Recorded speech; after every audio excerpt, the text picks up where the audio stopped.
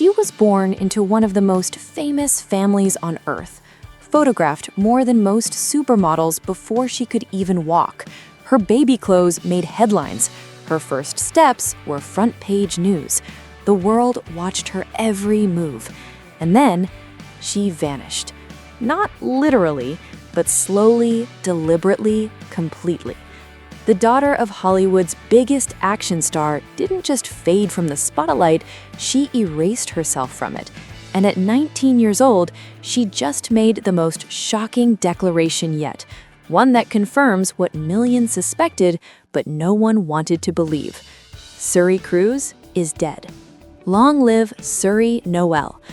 This is the story of a daughter who chose her mother over fame, independence over legacy, and silence over scandal.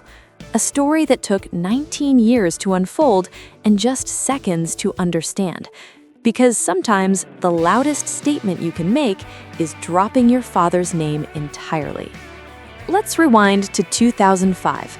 Katie Holmes was 26, fresh off Dawson's Creek with that girl-next-door charm that made America fall in love with her. Tom Cruise was 43, the undisputed king of Hollywood. Top Gun, Mission Impossible, Jerry Maguire, a man who literally ran across rooftops and hung off planes for a living.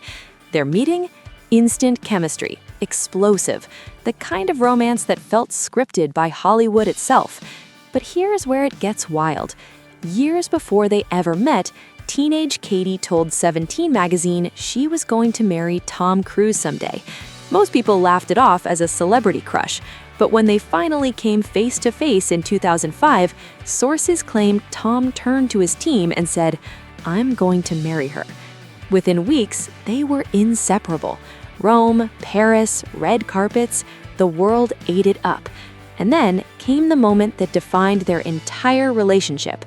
May 2005, Tom Cruise, Hollywood's most controlled, calculated superstar, literally jumped on Oprah's yellow couch, pumping his fists, shouting, "I'm in love." The audience went wild. The internet exploded. People couldn't look away. Was it passion? Was it performance? Was it something else? Looking back now, that couch jump wasn't just a viral moment.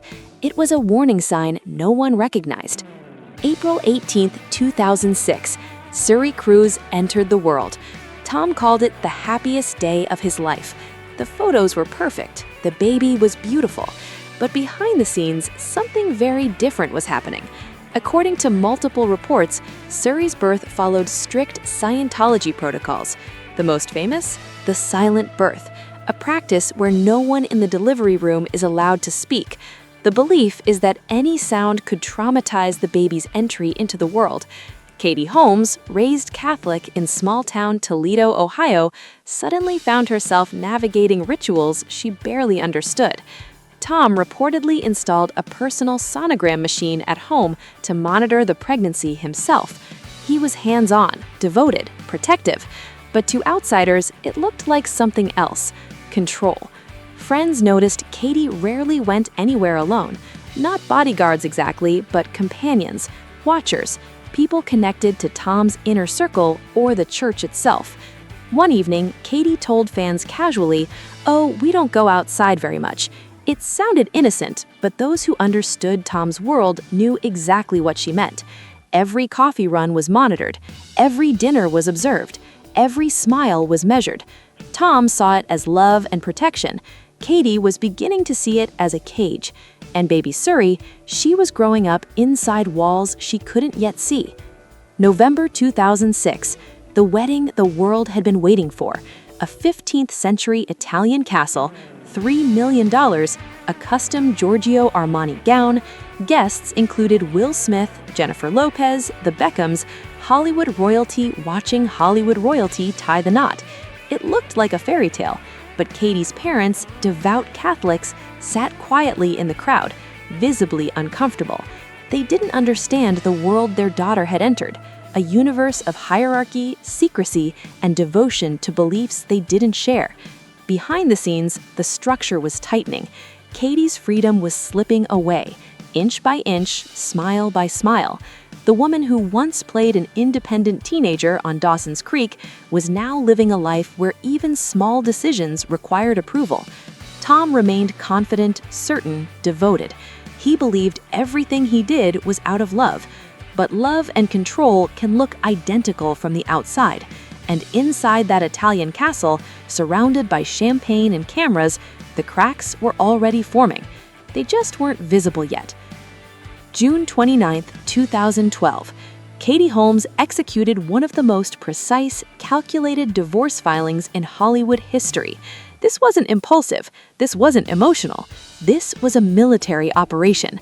For months, Katie had been preparing in secret. Burner phones purchased, staff quietly replaced, security personnel changed, her father, Martin Holmes, working behind the scenes as her strategist. She filed for divorce in New York, not Los Angeles, far from Tom's influence, far from the church's reach. And the timing? Flawless.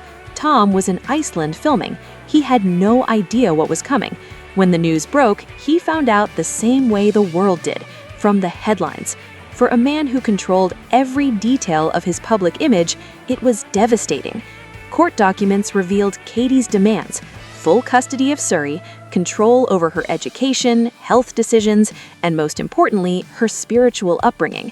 Sources close to the situation claim Katie feared Suri would be enrolled in Scientology programs designed for children of high-ranking members, programs she wasn't ready for, programs she couldn't escape.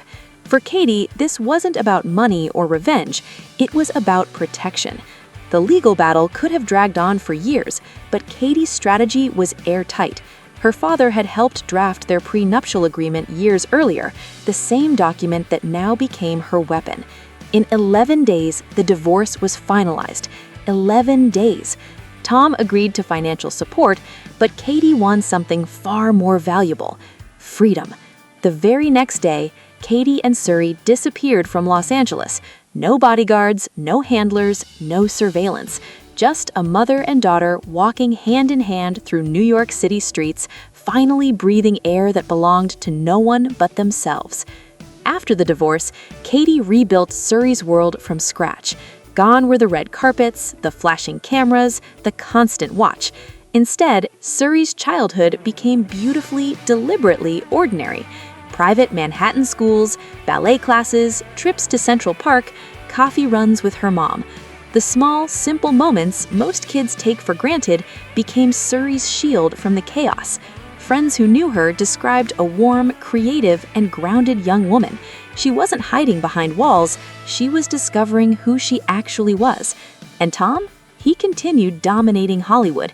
Blockbuster after blockbuster, jaw-dropping stunts. He scaled the Burj Khalifa, he hung off the side of planes, he flew fighter jets and prepared to film in actual space. But there was one role he couldn't reclaim, the one he may never reclaim: being present in his daughter's life. Reports claim he contributed financially to Suri's education and healthcare, but beyond that, the public connection faded almost entirely. No birthday appearances, no graduations, no father-daughter photos, just distance. And Suri, she seemed to embrace it. She learned early that silence could speak louder than words, that independence was its own form of power. Protected from fame, shielded from influence, she began carving out her own identity, quietly but with purpose. By the time Suri reached her senior year of high school, something quietly revolutionary was happening. She wasn't just Tom Cruise's daughter anymore. She was becoming Suri Noelle. It started small. During her high school musical production of The Addams Family, the program listed her as Suri Noelle, using her mother's middle name instead of Cruise. It wasn't a typo, it was a choice. When she graduated in June 2024, the same name appeared on all official documents. Tom wasn't there. Reports claim he was thousands of miles away in London at a concert, living his own life while Suri stepped fully into her own.